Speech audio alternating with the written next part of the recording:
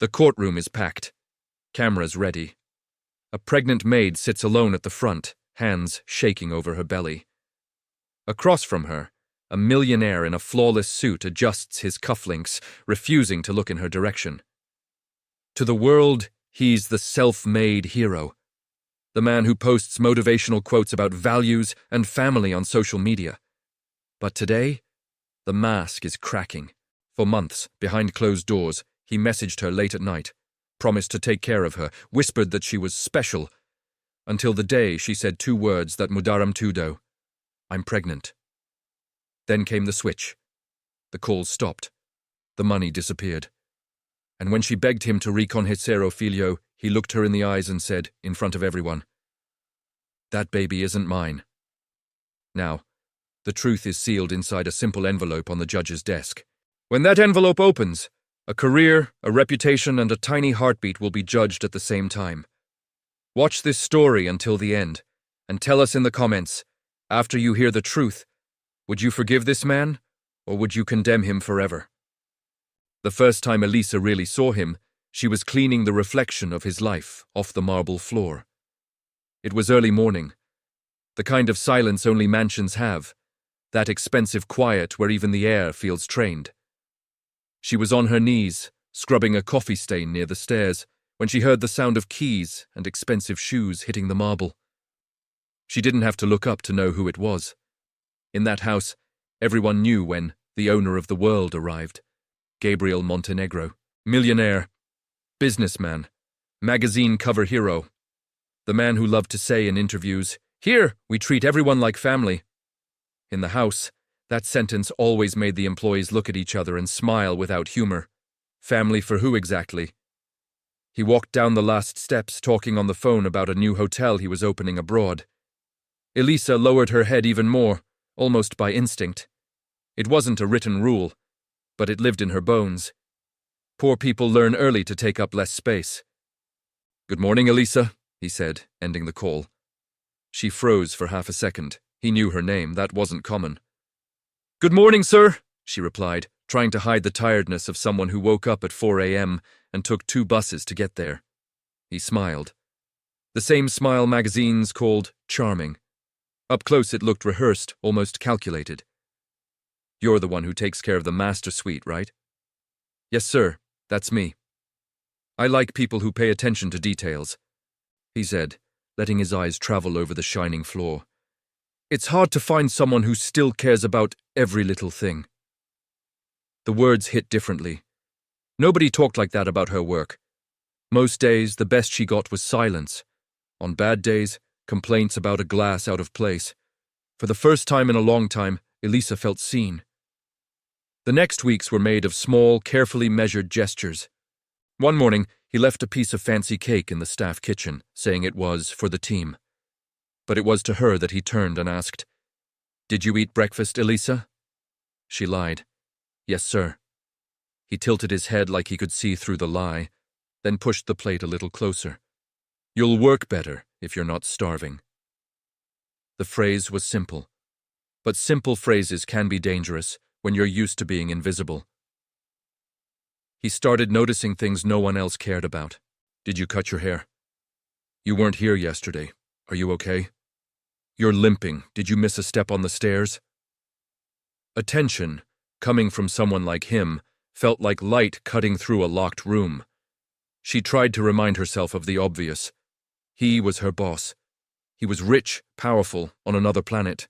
His world smelled like cologne and polished wood. Hers smelled like bus seats, soap, and cheap coffee. But even distance, when decorated with kindness, begins to look like a bridge. The first message came on a Sunday night. She was at home, folding clothes on the tiny couch, when her phone buzzed with an unknown number. "Are you feeling better today?" Her heart skipped. "Who is this?" she typed. "Gabriel, your boss who likes shiny floors." She laughed out loud, alone in her small living room. She immediately felt guilty for laughing. They talked for 10 minutes, then 20, then an hour. He asked about her life, her mother, where she grew up. No boss had ever asked those things. No man with a car like his, watch like his, voice like his had ever stopped to explore the map of her story. At the end of the conversation, he wrote, "You can tell me anything, Elisa. I'm here for you." That sentence didn't sound like a boss anymore. It sounded like a promise. The secret routine started quietly. He'd arrive later than usual and ask for coffee, exactly the way Elisa makes it. He'd stand in the kitchen doorway, tie loosened, while she poured it into a porcelain cup she was afraid to drop. "Relax," he'd say. "You're shaking like I'm the judge of the universe." Some nights, after events, he'd come home earlier than expected and find her finishing the last tasks. "You live far, don't you?" he asked once. "2 buses, an hour and a half, on good days." "That's too much," he said, frowning. "You shouldn't go home this late. It's dangerous." That night, he insisted the driver take her to her door. The next week it happened again, then again. Attention turned into habit. Habit turned into something else. In private, away from cameras and glamour, Gabriel became gentle, almost humble. The contrast was dizzying. "You know what I like about you," he said one night, leaning against the kitchen counter. She didn't answer. She wasn't sure she wanted to know. "You don't treat me like a trophy," he continued. "Here, everyone looks at me like I'm a walking bank account. You look at me like I'm just a man." She swallowed hard. "You're my boss," she answered. "That's all." He smiled like he didn't believe her. The line was crossed slowly, 1 centimeter at a time. A hand that rested on hers a little too long when he took the coffee. A compliment that went just 1 step beyond professional. "Beautiful dress. You look different today. Someone out there is going to fall in love with you and never let you go. You know that?" The first time he hugged her was when her mother got sick. Elisa had left the mansion earlier to take her mother to the emergency room. She returned the next day with swollen eyes and shaky hands. She tried to pretend everything was fine, but grief has a way of leaking through the cracks. He found her in the laundry room, staring at a towel in the machine like it was going to answer her prayers. "Elisa?" he said softly. She wiped her eyes quickly. "Sorry, sir, I'll get back to work." "What happened?" he asked. "My mother." Her voice broke. "They said she needs surgery. I don't know how I'm going to pay. I don't know." The words died in her throat. A tear escaped without permission. He stepped closer, too close. "Elisa, hey." His voice came out warm, almost fragile. "Look at me." She didn't want to, but she did. And then his arms wrapped around her. It was wrong, but it felt like the only safe place in the world for those few seconds. "You're not alone," he whispered near her ear. "I'll help you. I promise." Promises given in empty rooms echo louder than any contract. In the weeks that followed, he paid for her mother's surgery. Quietly, no receipts with his name, no official donation, just cash, transfers, envelopes. "Don't worry about it." He told her not to tell anyone. "If people know I'm helping, they'll say you're getting special treatment, and I don't want you to be a target. You're special, but we have to hide it. Those are the kind of sentences that build a cage, and call it protection." By the time he kissed her for the first time, Elisa already owed him her mother's life, her safer rides home, and every moment in which she didn't feel like just the maid. He kissed her in the master suite, ironically the room she knew better than any guest. "I shouldn't," he whispered, his forehead resting against hers. "You're too important. I don't want to hurt you." The oldest lie in the world, she believed every word. Months later, sitting in a clinic and staring at 2 pink lines on a cheap test, Elisa realized one thing with brutal clarity. Promises made behind closed doors always come with a condition, and she was about to discover his. Elisa stared at the pregnancy test like it was a verdict written in plastic. 2 pink lines, no doubt, no way back. Outside the clinic, the city roared, but inside her head there was only one thought. "It's his!" On the way home, she rested a hand on her stomach. "I don't know if I'm enough for you," she whispered, "but I'll try." That night, like always, his message arrived. "Are you home safe?" "Yes." "I need to see you tomorrow," he added, "in the suite, before lunch." Her heart raced. He had been kind, generous, protective. Maybe this wouldn't be a disaster. She didn't sleep. The next day, she cleaned the master suite twice. When Gabriel walked in, smelling of cologne and new deals, he closed the door behind him. "Elisa," he said, "what was so urgent?" "I have something to tell you," she answered, mouth dry. "Did someone treat you badly?" he asked. "Tell me, I'll fix it." If only, she thought. "I'm late," she said. "More than a month. I took a test." His eyes changed before she finished. "And?" he asked. "It was positive," she whispered. "I'm pregnant." Silence. He turned to the window. When he finally spoke, his voice wasn't soft anymore. "Are you sure?" "Yes," the doctor confirmed. "And I haven't been with anyone else, Gabriel. He spun back toward her. "Don't!" he snapped. "Don't say it!" Her chest tightened. "It's our baby," she insisted. "No!" he replied too fast. "You don't know that!" "What do you mean I don't know that? You're the only man I've—" "Elisa, stop," he cut in. "Do you have any idea what you're saying? What this would do to my reputation, to my company, to my family?" She had hoped for, "Are you okay?" She got, "What will this do to me?" "I was thinking about the child," she said, "not your company." He gave a short, bitter laugh. "You're emotional," he said. "You see a miracle where there might have been a mistake." Mistake? Tears burned her eyes. "Is that what this baby is to you?" He studied her uniform, her cheap shoes, her shaking hands. "Do you have any proof it's mine?" he asked quietly. The question felt like a slap.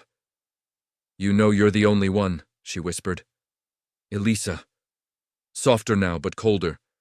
"I helped you. I helped your mother. And now you show up with a test and expect me to throw my entire life away based on your word?" Her tears spilled. "So my word means nothing." "I can help you," he said. "We can solve this quietly." "How?" she asked. "Money," he replied. "Enough for you to take care of it, or if you insist on having it, enough to live comfortably without dragging my name through the mud." The room tilted. "Take care of it," she repeated. "You mean, get rid of the baby?" He didn't answer. "That's our child," she said. "My child. Your child." His jaw clenched. "No," he said. "You don't get to say that. Not without proof." The fall was slow. First, the late-night messages stopped. Then the driver stopped taking her home. His voice turned formal, distant, as if the last months had been a misunderstanding. Whispers grew in the mansion. "She's sick all the time." "She's gaining weight." "Have you noticed the boss doesn't talk to her anymore?" Soon the house manager called her in. "Elisa, we're restructuring the staff," the woman said. "Unfortunately, your position is being cut." "Why me? I've been here for years." "It's not personal," the manager lied. "Budget." She left with a box and a knot in her throat. At the gate, she glanced back. Gabriel stood on the balcony. He didn't wave. Elisa placed a hand over her belly. "I won't let him erase you," she whispered. "I don't know how yet, but I won't." Without the job, the pregnancy became a war. Rent, food, bus fare, prenatal checkups. Every bill felt like a charge for a story two people had written, but only one was paying for. One night, after another landlord threat, she sat on the edge of her bed, tears falling. "Why am I the only one carrying the weight?" she asked. Her phone buzzed. "Miss Elisa, this is Attorney Helena Prado. I believe you have a case that deserves to be heard in court." Elisa stared at the message. "Who gave you my number?" she wrote. "Let's just say," Helena replied. "Not everyone in that mansion is comfortable with what happened to you." The next day, Elisa went to a modest office. Helena listened in silence, then folded her hands. "You're not the first woman he's tried to make disappear," she said. "But you can be the first who refuses." "I don't have money for a lawyer," Elisa whispered. "You don't pay me," Helena said. "If this goes the way I think it will, he will." Something hot flickered in Elisa's chest. "What can we do?" "We can sue," Helena answered. "For paternity recognition, for moral damages, for labor abuse, and we can ask for what he fears most. Henri slid a folder across the desk. A DNA test. Elisa stared at the word as if it were a lifeline. Will the court really force him? If he refuses, that says a lot, Helena replied. If he accepts, we get the truth. Either way, the silence ends. Elisa signed the papers with a trembling hand. For the first time since the 2 pink lines, she wasn't begging. She was demanding. Months later, the courtroom smelled like old wood and nerves. Elisa walked in with her belly round beneath a simple dress and sat beside Helena. Cameras pointed at Gabriel. He sat in an expensive suit, jaw tight. He didn't look at her once. When the judge asked if both parties had agreed to the DNA test, his lawyer stood. My client has nothing to hide, Your Honor, the man said. He is confident the test will prove what he has said from the beginning. And what is that? The judge asked. Gabriel leaned toward the microphone, voice steady. That baby isn't mine, he said. The words sliced through the room. This time Elisa didn't break. She glanced at the sealed envelope on the judge's desk, the one that held the result she had begged fate for. Soon, it wouldn't be his word against hers anymore. Soon, the truth would speak louder than both of them. The envelope on the judge's desk looked harmless, plain, thin, quiet. Inside, a truth nobody could spin. Before we open the result, the judge said, both parties may speak one last time. The courtroom hummed. Cameras zoomed. Someone whispered, Here we go. Elisa's fingers dug into the chair. Her baby moved inside her belly as if feeling the air tighten. Helena leaned closer. Whatever happens, you dragged this out of the shadows, she murmured. That already matters. Across the room, Gabriel sat with his perfect suit, perfect tie, perfect mask. On TV, he would look calm. From where Elisa sat, he looked scared. Mr. Montenegro, the judge called. You first. Gabriel stood, buttoned his jacket and walked to the microphone like it was a stage he still believed he owned. Your Honor, he began, I built my life with hard work. My name is my greatest asset. This accusation, he gestured vaguely toward Elisa, is not just an attack on me, but on my family and my company. Elisa's jaw tightened. I always treated my employees with respect, he continued. I helped Miss Elisa. I paid for her mother's procedure, arranged transport, supported her. I am not the monster being described. I am not perfect, but I am not a predator. The word dropped like poison. I never had a relationship of that nature with her, he lied. She is mistaken, or influenced. But this child, he forced the word out, this child is not mine. If the test says otherwise, I will accept it. But I stand by my truth. He sat. His truth. As if truth had a private owner. Elisa, the judge said. Her knees shook when she stood, but her voice didn't. Your Honor, she began, I don't have a company to defend. I don't have a PR team. I only have what happened. For most of my life, I was invisible. People saw my uniform, not me. He was the first person in that house who said my name like it mattered. He helped my mother. He made sure I got home safe. He told me I deserved more, that he would be there for me. I believed him. Maybe that was naive. But trusting someone who promises care shouldn't be a crime. The room went still. I didn't come here to destroy his brand, she went on. I came so my child wouldn't be born as a rumor. I'm not asking for luxury. I'm asking for truth. For this baby to have a name, a father on paper, and a story that isn't just a secret I carry alone. Then she looked at Gabriel. If the test says you're not the father, I'll leave, raise this child alone, and you'll never hear my voice again, she said. But if it says you are... Her eyes hardened. Then the only thing that breaks today is your lie. She sat. Her heart raced, but something heavy loosened. The court will now hear the result, the judge said. A clerk brought the envelope. Paper tore. It was the smallest sound Elisa had ever heard, and the loudest.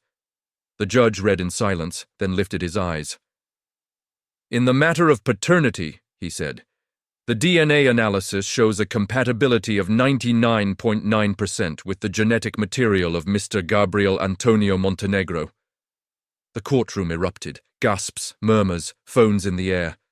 For a heartbeat, Elisa froze. Then the numbers sank in. 99.9. No doubt. No escape. Beside her, Helena exhaled. "That's your story in ink," she whispered. At the defense table, the color drained from Gabriel's face. "My client would like to question the validity," his lawyer began. "The test was done by a court-appointed lab," the judge cut in. "The result stands. Sit down." For the first time, Elisa saw Gabriel crack. "This can't be right," he muttered. "There must be an error. We can do another test, a private—" "You don't buy a new truth when you dislike the first one, Mr. Montenegro," the judge said. "This is a court, not a meeting room." A nervous ripple of laughter crossed the room. The judge looked at him. "For months, you denied even the possibility of paternity. You implied deceit and manipulation. The test proves otherwise. Do you have anything to say to Miss Duarte?" All eyes turned to Gabriel. He cleared his throat. "I was wrong." The phrase sounded tiny in the echo of months of denial. "I panicked," he added stiffly. "I thought about my image, my company. I made selfish decisions. I will assume responsibility, financially, legally. I will do what is required." Required. The cheapest word in his speech. Helena leaned toward Elisa. "You don't owe him forgiveness," she murmured. "Not here, not ever."